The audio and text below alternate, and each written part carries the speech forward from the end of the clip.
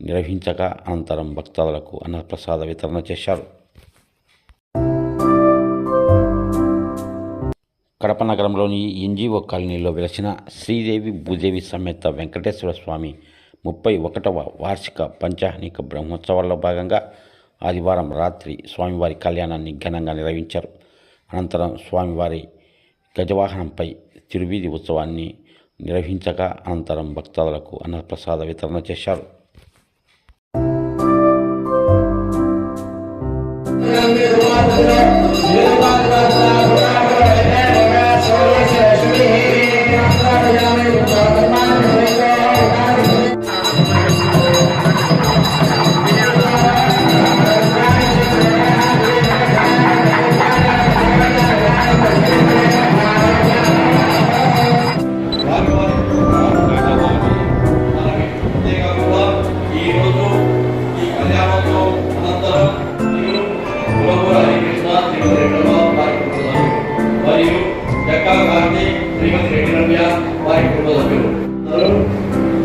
ఆ యొక్క మంగళసూత్రాలను వారికి ఆ యొక్క కార్యక్రమాన్ని తెలియజేయగా ఆ యొక్క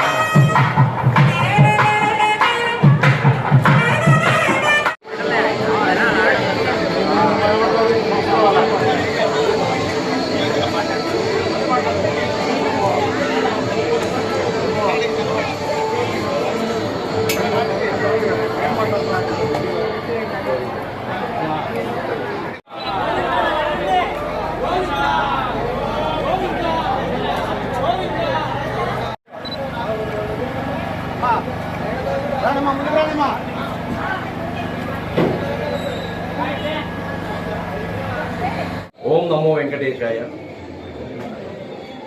మన ఎన్జిఓ కాలనీ కళ్యాణ వెంకటేశ్వర స్వామి ఆలయంలో 19/6/2026 నుండి